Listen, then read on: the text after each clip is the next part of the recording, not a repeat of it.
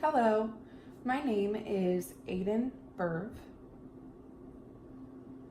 and I'm going to tell you a story about DOOR, which stands for Deaf Opportunity Outreach. This is a story about my travels.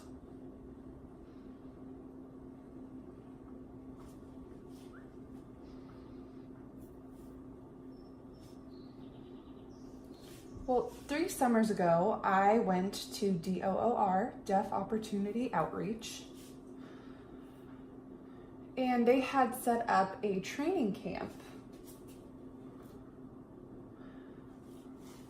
So 13 different teenagers, 3 of them hearing, and 5 staff members practiced and learned how to do music, theater, different things.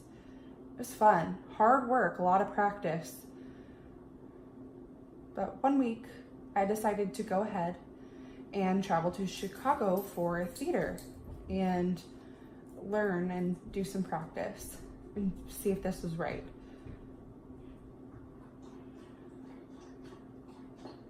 So I learned some things and I felt like I had passed the test and felt good to go ahead and move on with this experience.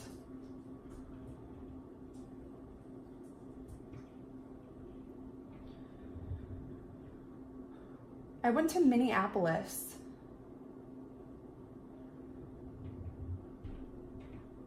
And it's such a nice place. I really enjoyed it. It was a lot of fun. We went shopping, looked at different things. Nothing too crazy or big.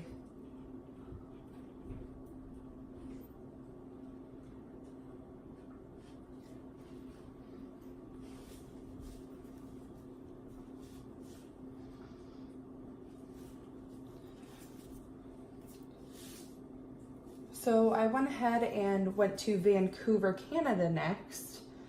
And that was a nice place, really interesting to look around and see different things. Did some different activities, lawn mowing, different types of work, cleaning houses. But anyways, I went ahead, I was patient with it and did the work and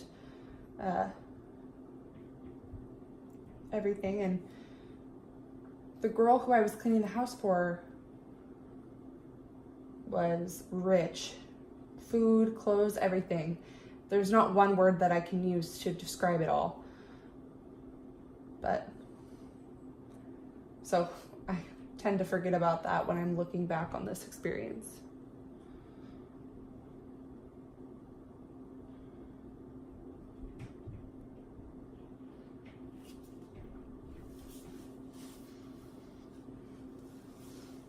Next, I went to Seattle, Washington.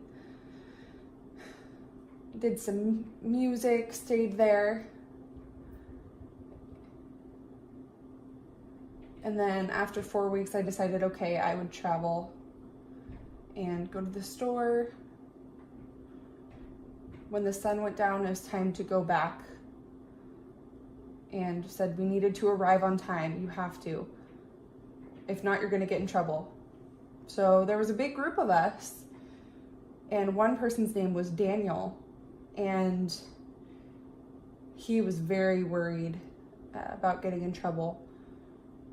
So he decided he was going to leave early. So he went and ran off. Well, we said goodbye, and our group arrived a little bit later. Boss wasn't mad at us. He understood we were a big group, but he asked, "Where's Daniel?" And all of us were just wondering where Daniel was. Where's Daniel? Where's Daniel? We're looking for him all over the place. Asked the police for help. We needed to find him. Asked the police, to assist us in finding him. Kept looking for him. And then all of our efforts failed. So then later, he showed up with a stranger. And we're like, who's that? And then the next day we found out that he was found on the ground, passed out from being mugged. They had stolen his shoes.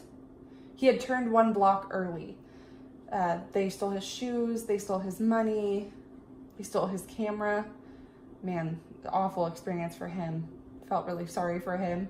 But he decided to go on with the trip anyway, calmed himself down, and went ahead on with continuing travels.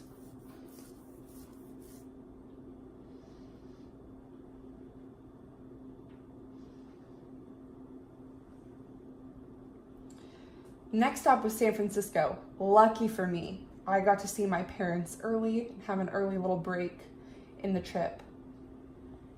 I saw my friends. I had been traveling for 4 weeks and I really needed that break and had hoped for it. My friend said she wanted to go home and see her parents and say hi and everything. So we went ahead and went to Bakersfield.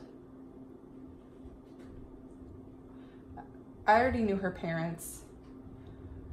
We went bicycling with this group for 3 days. Helped with youth and teens and did many different things.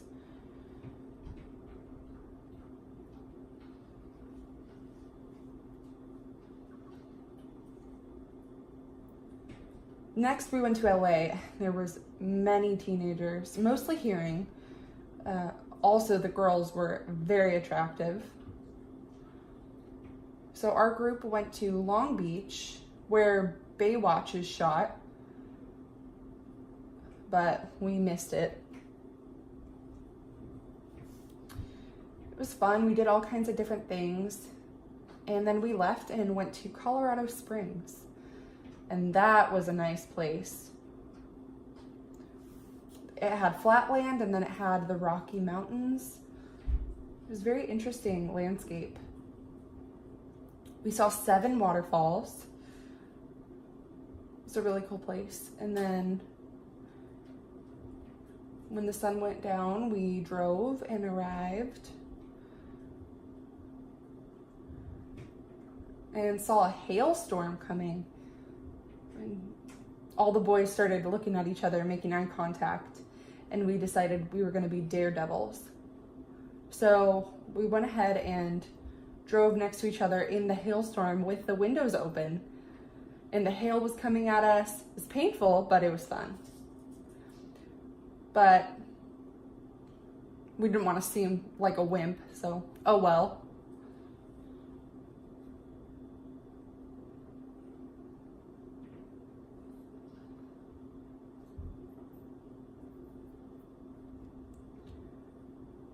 Next, we went to Amarillo, Texas. And that was nice. The land was very flat. But after the performance and everything, we got to relax and we decided we would go. But the sky was just level above the ground. It seemed really low to the ground. And we thought, whatever, and kept driving. And then we arrived, and someone told us, oh, there's a tornado. The sky there, it means that there's going to be a tornado. You see? And I was thinking, that's what a tornado looks like? There's no wind, no rain, nothing. So I was thinking, why? Why is there going to be a tornado? I doubted that a tornado would be possible. So we went ahead and joined, no problem. And then we left and went to Alabama. And that was a nice place, really fancy, down in the south. Big houses. So we went to the biggest mansion in the area and we were looking at it in amazement. And then all of a sudden the storm came with wind and rain and everything. We were all the boys were getting nervous and scared. We didn't know what to do, all very nervous. But we were patient, we waited, we decided to not be afraid. Quiet. Then after 3 hours of that, it was long, but we calmed down and then we all passed out.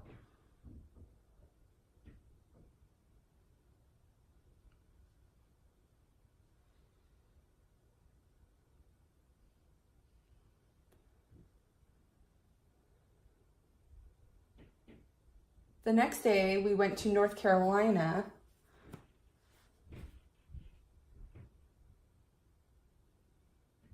And we looked around, and I was able to connect with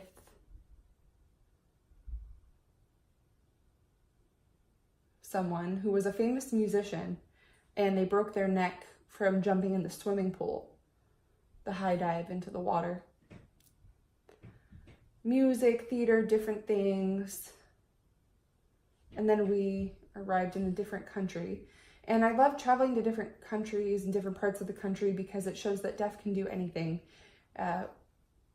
We can drive, we can read and write, you name it. No problem. So then after that, we went back home.